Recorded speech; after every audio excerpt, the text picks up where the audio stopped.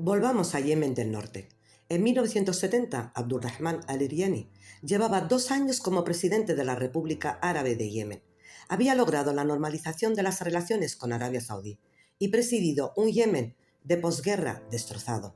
La pobreza extrema reinaba. Las condiciones en las que se encontraba Yemen eran consideradas inaceptables para la mayoría, y en 1974 un teniente coronel agitador llamado Ibrahim al-Hamdi entró en escena, derrocó a Iriani en un golpe incruento y se declaró presidente. Al-Hamdi se hizo popular inmediatamente. Ibrahim al-Hamdi, generalmente proscrito por su inclinación a la izquierda, vio cómo Yemen se hundía en el abismo. La pobreza reinaba por doquier, el feudalismo aún reinaba y el Estado central de Sana prácticamente no tenía autoridad a pocos kilómetros de las puertas de la ciudad.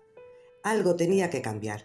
Al-Hamdi identificó la influencia de Arabia Saudita en Yemen como la principal razón del declive socioeconómico de su país. Es importante recordar que, en ese momento, Arabia Saudita controlaba todo Yemen.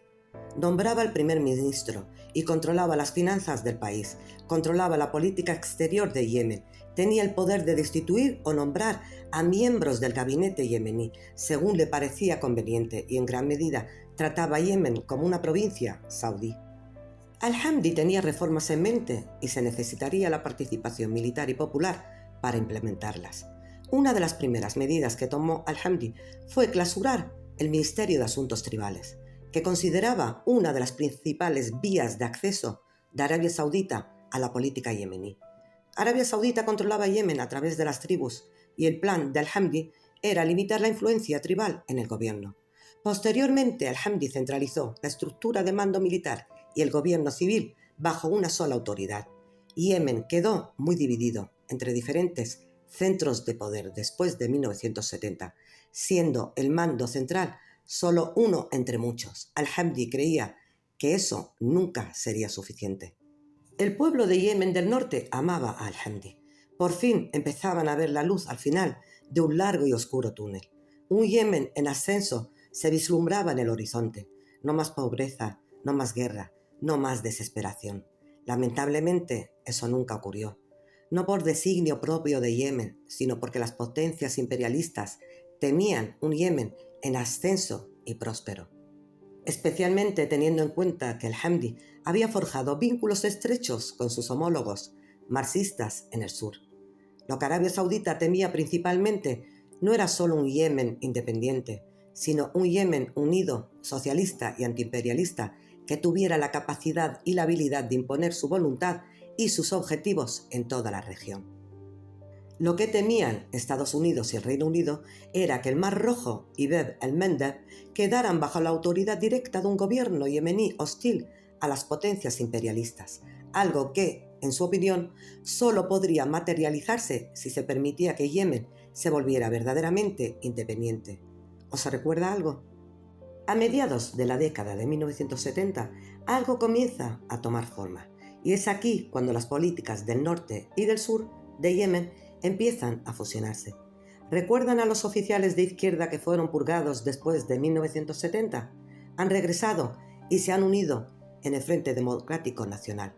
El Frente Democrático Nacional, apoyado militar y financieramente por Yemen del Sur, declara una lucha armada en el norte contra el gobierno del norte y lucha por la unificación de Yemen bajo un gobierno socialista. Si bien el Frente Nacional Democrático surgió antes del ascenso de Al-Hamdi al poder, es importante mencionar que, curiosamente, el Frente Nacional Democrático cesó sus operaciones armadas durante el comienzo de Al-Hamdi, precisamente porque Al-Hamdi atraía campesinado yemení y era considerado aceptablemente izquierdista. Así que mientras el Frente Nacional Democrático, en ese momento un actor conocido y fuerte, había puesto fin a su lucha, Al-Hamdi se enfrentaba a nuevos obstáculos. Algo no iba bien. Arabia Saudita se estaba irritando y Al-Hamdi viajó a Riad a principios de 1977 para enmendar su error. Fue una visita muy corta. Como la visita de Al-Hamdi a Riad no resultó como estaba previsto, comenzó a centrarse en los esfuerzos de reunificación con el sur. Se acercaron muchísimo, hasta el punto de que el cuerpo diplomático se unificó entre ambos países y se adoptó un currículo escolar unificado. 2 días antes de una visita programada a Adén, que probablemente habría finalizado los esfuerzos de reunificación, Al-Hamdi fue invitado a un banquete por Ahmed al-Ghashmi, la mano derecha de Al-Hamdi. Sería la última vez que Al-Hamdi sería visto con vida. Los detalles son confusos y a menudo contradictorios, pero se reconoce ampliamente que al-Ghashmi, junto con otros conspiradores, disparó y mató a Al-Hamdi y a miembros de su séquito. Al-Ghashmi reemplazaría a Al-Hamdi como presidente de Yemen del Norte. Los saudíes ahora tenían un títere en el poder. Al-Ghashmi no gobernó mucho. Un año después, en 1978, un maletín que le había entregado un diplomático sur-yemení explotó y lo mató instantáneamente. El asesinato de al-Ghashmi probablemente fue ordenado por Salim Rubai Ali, represalia por el asesinato de al-Hamdi. El Frente Democrático Nacional volvió a tomar las armas tras el asesinato de al-Hamdi. La injerencia saudí había ido demasiado lejos. Se precipitaron a la acción y ocuparon grandes franjas de territorio en la frontera entre el norte y el sur del Yemen. Marcó el inicio de las guerras del Frente.